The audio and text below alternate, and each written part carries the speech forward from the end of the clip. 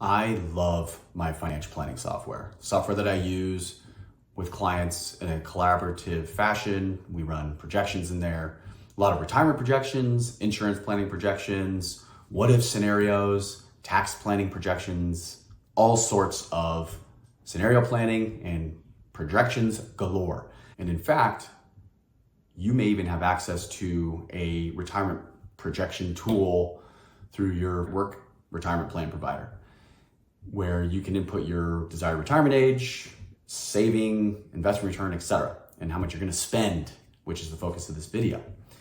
Now, there's one major deficiency I would consider a deficiency, and that is the fact that most software assumes that your spending in retirement is going to be linear, meaning that you are going to start with a discretionary spending of $75,000 a year, and that is going to increase with inflation every single year. That's not necessarily the true reality of it. And there is a substantial amount of research to kind of back my argument that that is not necessarily true, that we don't spend linearly in retirement.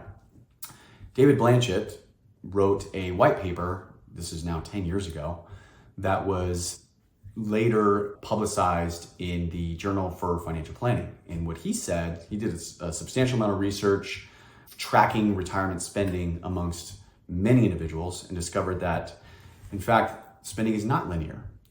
And it's more of what he coined the retirement spending smile, which he expanded upon in this article. Now, I am not going to necessarily explain this to you just in words. I'm going to draw you a picture. So please excuse my horrific penmanship.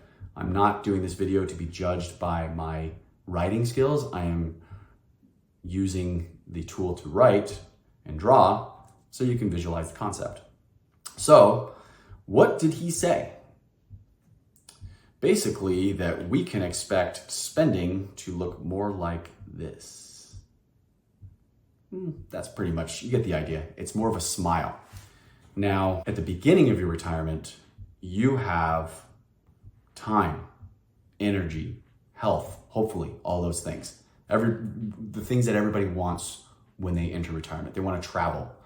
They want to do the things that they couldn't necessarily do, they didn't have the time to do while they were still working. So in this example, in this drawing, we have spending over here, we have time, age down here. What ends up happening is at the beginning of our retirement, when we have the energy, we have the time and the desire, we spend more. And then over time, as we get further into retirement, that spending starts to taper off because maybe energy is not quite as high.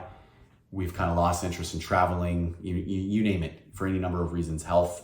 So there is a trough at one point around the middle age of retirement, somewhere around 80s, early 80s. And then after that, what he's discovered is that it starts to go back up. And you can probably guess why. And that's because end of life care, illnesses, health deteriorates. So all of a sudden, in essence, over here, what was spending on travel, leisure, etc., becomes spending on health-related expenses that may not necessarily be covered by your Medicare plan. How do we plan for this? How do we budget for the ability and desire to spend more at the beginning of our retirement? And then how do we plan for that end of life and all those expenses that start to creep up?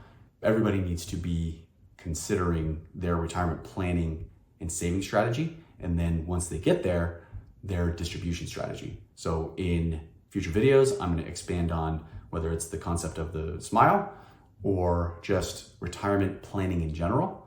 That's all I have to say for today. Until next time.